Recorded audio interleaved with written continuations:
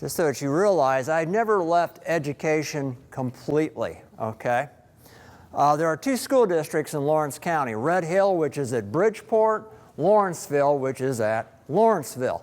And since 2002, I have served as an assistant track coach for the Red Hill Junior High track program. I train their distance runners 6th through 8th grade. In 2004, Lawrenceville couldn't get enough people to run a cross-country program, enough kids, so they invited Red Hill to join them in a co-op. And so in the spring, I'm a track coach. In the fall, I'm one of the 2 head cross-country coaches at Lawrenceville. The other head coach is my former college team captain, so we've known each other and worked together for a good many years. So I'm still kind of out there. I get the kids at the end of the day after you're done with them, essentially.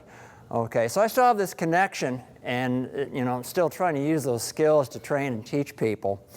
What I'm going to do here is share some random ideas with you, things that are simple in the classroom, and probably things that are good but cheap or don't cost anything at all. I've given you a few of those handouts here. And again, the Dropbox that should be available after this conference is over. I've put a lot of materials and some PowerPoints and some other stuff in there that you can use in your classrooms, or if you've got a PowerPoint that says, hey, I like this or that, and you want to tear it apart or modify it, just whatever. However it can help you, use it, please. Whoops. Somewhere in that little packet was a 2-page thing there, front and back. It's a bunch of internet resources. This is not even the tip of the iceberg, for heaven's sakes, of what's out there. And some of it may already be familiar to you, but this is just a couple of pages of internet resources that take you to things that teachers can use. And it's a huge variety. If you're sitting there saying, well, I spend half the day teaching biology, well, you might find some of that out there on some of these links. All 3 state geological surveys, Illinois, Indiana, and Kentucky, they all have educational materials for teachers. Even if it's not the state of Illinois, you may find things on the Indiana or Kentucky website that might be very useful in their classroom. They all have different types of material. So those are listed there. There's several resources. Some are oil-related, some are not. And some of these websites you might already be familiar with. And if nothing else, if it isn't the materials, it's the links. They say, hey, go here. They got 20 links to other places. You can spend a week checking all of this out and finding stuff that you can apply and use in your classroom. I will point out one website there if you're looking for rocks and minerals. And this is kind of a well-hidden secret, but when I taught at VU, we used this place for a source for rocks and minerals for 2 reasons. 1, it was cheap. 2, it was good stuff. It's DJ Minerals out of Montana. You've got a website there, okay? If you're looking for rocks and minerals and you're looking for stuff that's reasonable with a very limited budget, they've got it. They've been in business for decades. They do a very good job, and most of their business is school districts. I say it's a well-hidden secret probably because they're clear out in Montana, but they do supply schools and colleges around this area. So that's just one other one I'll mention there on that list, but you can look that list over as a whole. Now,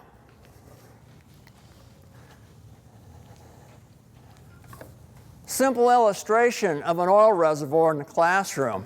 Find yourself a decent bottle,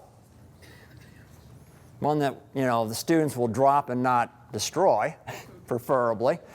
And my wife's asking me, what are you doing in the cabinet with food coloring? I don't do anything with food coloring, but if you pour some water into a bottle and dye it blue, there's your water on the bottom of the reservoir, then you can dump something like salad oil or olive oil or even some motor oil on top, because oil floats on water.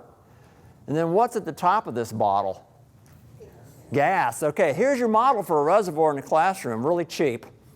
Okay, water in the bottom, oil in the middle, gas on top. Of course, they'll do this.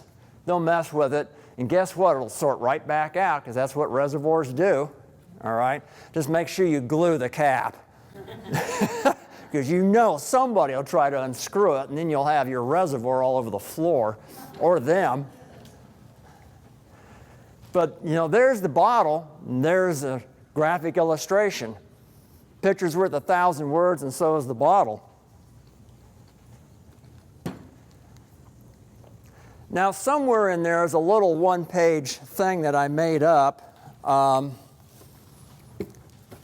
This is a porosity experiment. And the picture's probably better. It's this photograph of what I'm holding. I just photographed it in my living room. Okay, a couple of 400 milliliter beakers. Now, again, that little handout there has got some questions. It's like an in-class experiment with porosity. But if you can think of other questions, or you say, well, I want to write that question differently, be my guest. It's just something I put together that gets you started in that direction. A little chart there where the student can chart their data, and of course it's on paper so you can make copies of it.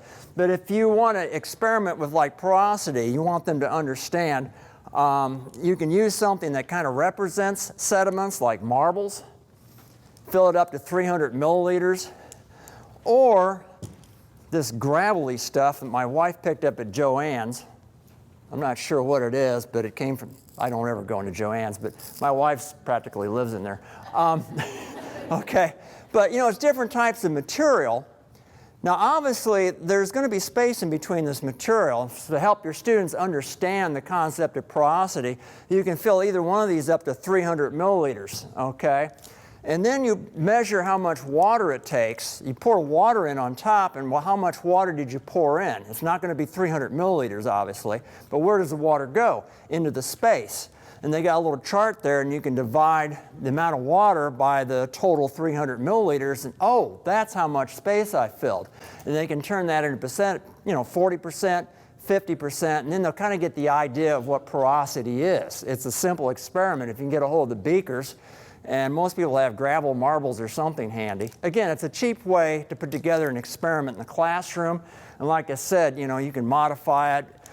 For example, you could, the idea of that there's a layer down there that a fluid will not go through, you could fill that about half full and take some modeling clay and stick it in there, and then dump the rest of the stuff on top, and you know, they'll pour the liquid in and it won't go through, and they'll get that concept as well. So again, you can go some places with that. It's just another idea in the classroom that's cheap and easy to do.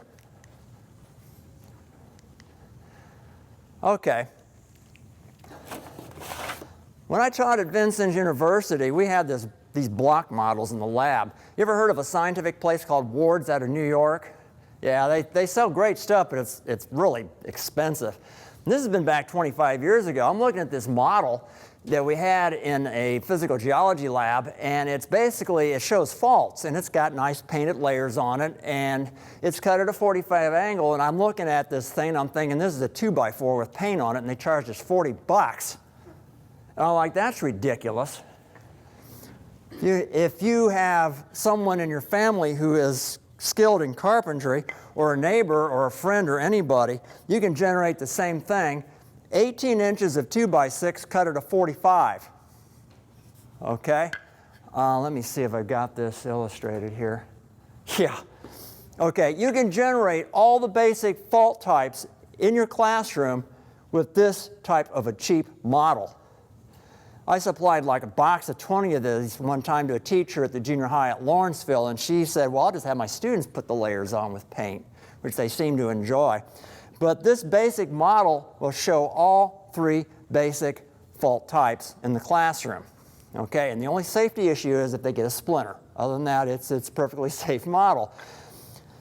There's a concept here, because you got one block on one side of the fault and one block on the other side, okay? This block hangs above the fault, the hanging wall. Always with my students, I stuck a guy in the middle of the fault so they'd get the idea. The hanging wall's over your head and hangs above your head. The foot wall is at your feet. And how these two blocks move relative to each other determines the type of fault. Okay, and I think I've got that on the next illustration. Yeah. When the hanging wall goes down relative to the foot wall, get ready for this high-tech term, it's a normal fault. Okay. For all the terms in geology that are so complicated, the ones with faults are very simple. Hanging wall down or foot wall up, it's a normal fault. If it goes in the reverse direction, guess what? They call it a reverse fault. Isn't that novel? So normal, reverse, okay? I've just demonstrated two of them with a 2x6 model. Faults can also move horizontally, okay? This way, they're known as strike slip or lateral faults. There's two types. It's either a left lateral, where the left block is coming at you relative to the other one, or it's a right lateral, where the right block is coming at you relative to the other. San Andreas of California is a right lateral, okay? And it doesn't matter whether you're looking at it from your end or my end, it's still a right lateral, okay? So there you have it, all the basic fault types with a 2x6. Can't get cheaper than that, okay? If you're lucky, you may not have to buy the wood, maybe someone will just give it to you. You can make one model. If you've got the ability, you could have a model in every single student's hand in your classroom, and they'll see the basics. Now, reality with geology is these faults get a whole lot more complicated than that. They're not always perfectly flat surfaces, that you can get twists, turns, pieces trapped in the middle. It can get ugly, but they don't need to know that. We have to deal with that. You just need to show them the basics. So that's an illustration of how to get faults into the classroom. There's another handout there. That one's interesting in that it's a list of all the household products. And that's not even the tip of the iceberg either. All the household products that come from the oil and gas industry. I can walk through my house. I could walk through any one of your, well, I probably should walk through my house, not yours. And I could pick up all kinds of things that are the direct result of the oil and gas industry. In fact, I think one of your handouts, it was generated by Chevron Oil Company. It's a list of what 1 barrel of oil will generate in a refinery. That handout may be stunning to some of you. If you take a look at that, everything that comes out of 1 barrel of oil, okay? And a lot of this ends up in your house. For example, they mentioned the plastic comb. Plastic is a petrochemical. There's a ton of petrochemical products that come out of a refinery. Plastics is probably one of the most common things in your house. You may wonder why I still have this, because my hairline's turned into a parking lot, but that's one item. Styrofoam, like the eggs at Walmart. Okay. Bubble wrap. Foam. That goop that you might use after you've messed with the lawnmower to try to clean your hands. There's petrochemical in that. Shaving cream. PVC pipe. The floor polish. These are all products of petrochemicals. Ziploc bags. Whoop. Bread sacks. Deodorant. The plastic container. Think about Walmart alone. If you walk through a grocery store, Walmart, how much stuff is packaged in plastic or bread wraps or plastic wraps of any type? Now think about where we would be if we didn't have all that. The foam peanuts in packing, ink, cartridge ink in your printer, that's petrochemical. All those plastic pill bottles by the bazillions and millions. Toothpaste has petrochemical. The entire toothbrush, the nylon and the plastic. Nylon and polyester are petrochemical products. Think of all the things nylon and polyester are in. Yeah, more of this. Nylon rope. Are you wondering what's going to come out of this box next? So are your students. They'll be watching. Remember those things you chewed on when you were a kid, crayons? That's petrochemical. Guess what, ladies? You wouldn't believe how much of your cosmetics came out of an oil well. If you want to really gross out junior high girls, tell them that.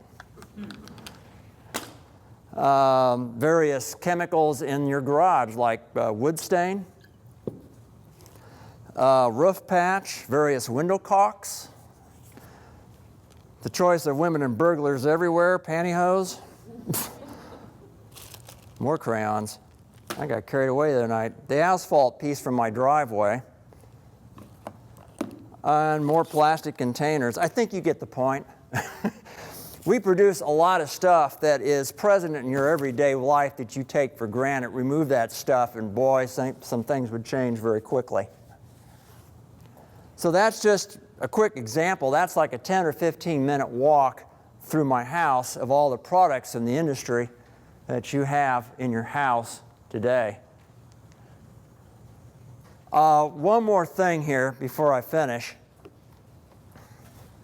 Having been an educator and working with kids on the track, like I said, I get them after you're done with them for the day. And we raised 4 kids and had kids in the Red Hill District for 23 years. So we interacted a lot with teachers. I still do. Leave you with this thought. Teaching, I know from experience and from working with our kids' teachers, is a very high-stress profession, no question of it. It can be loaded with frustration.